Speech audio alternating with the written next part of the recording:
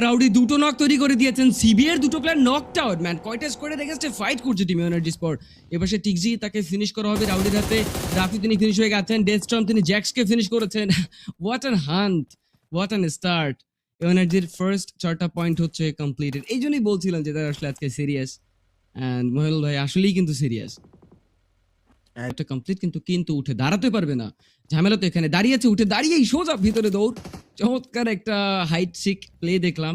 এখানে লুকোচুরি খেলছে, তো আপনারা গান লাগাতে পারেন বালাম ভাইয়ের সাজেশন রইল। ফ্ল্যাশ ওই পাশে নক দিয়েছে, কুল বয় আর লুকোচুরি খেলে টিকে থাকতে পারেনি, কুল বয়কে ধরে নিয়েছে। Flash is he is being like cool boy ভাই কেসে হো। ফ্ল্যাশ সামনে আসছেন, খেলটা করছেন, তিনি জানেন যে কুলবয়ের জন্য অবশ্যই একটা সাপোর্ট আসবে। এক্সোটিক্স পেছন থেকে আসছে হভারক্রাফট নিয়ে, বাট ফ্ল্যাশের উপরে স্প্রে আসবে। ও কিন ওয়াজ দেয়ার, কিন যে লাইক ফ্ল্যাশ একটু ছোট্ট মিস্টেক হয়ে গেছে, এবার শেষ উচিত হয়নি। রাউডির জন্য এখন টার্গেট একটু বেড়ে গেছে। মহানুল ভাই তিনি হভারক্রাফট কিন্তু প্রেস করার চেষ্টা করছেন, mini coated huge attempt. Wow huge attempt কিন্তু নিয়ে যাচ্ছেন রাউডি। মিনি 14 দিয়ে হোভারক্রাফটের উপরে ড্যামেজ যতটা পারছেন ততটাই দিয়ে যাচ্ছেন, মাল্টিপল ড্যামেজ কিন্তু দিয়ে ফেলেছেন। এবার হোভারক্রাফট সেটা কিন্তু ব্লাস্ট করা সম্ভব হলো এনার্জি স্পোর্টসের প্লেয়ারদের দ্বারা, যার কারণে এবার সিএমএফ এর যে প্লেয়ার্সরা ছিলেন তারা সেভাবে কিন্তু মুভ আউট করার সুযোগ পাবেন না। সামনে যে ভেহিকেল ছিল সেটার অবস্থা কিন্তু অনেকটাই খারাপের দিকে চলে গিয়েছে। রাউডি তিনি সেই মিনি 14 ফায়ার যেন কোনোভাবেই থামাচ্ছেনই না।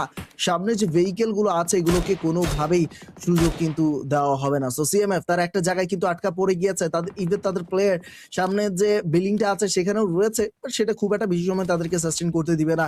একটা জায়গায় একজন যদি টিকে থাকে তখন তাকে কিন্তু পুশ দিয়ে এনার্জি স্পোর্টস এলিমিনেট করার একটা ভালো সুযোগ পেয়ে যাবে এবং জোন সরে আসছে।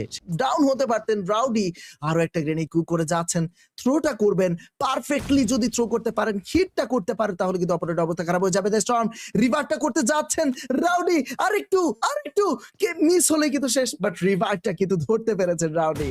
এবার কিন্তু গ্রেনেডটা চলে আসলো, বাট কোনো লাভ হলো না। রিভাইভটা করতে আসাটা রাউডি আসলে এত কষ্ট করে আসাটা লাভ হলো না। বাট এখনো জুও ভার্সেস জুও মোমেন্টাম নক্স তারা কিছুকে ডিরাটা নিয়ে ছাড়বেন। লেটস সে নক্স 11 তারা কিন্তু নিজেদের সর্বোচ্চটা দিয়ে দেওয়ার চেষ্টা করছেন এই চিকে ডিরাটার জন্য। কিছুটা দিতে পেরেছেন, এমন না যে একেবারেই দিতে পারেন, ড্যামেজ কিন্তু দিয়েছেন।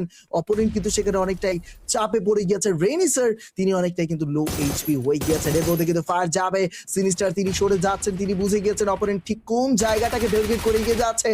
এন্ড এক পাশ দিয়ে রাউডি ধরেছেন, নক বের করেছেন, লাস্ট প্লেয়ারটি তার দিকে কিন্তু মুভ করেছে, গ্রেনেড আসলো। Winner chicken dinner to chip energy sports. Final blow, and that's the match.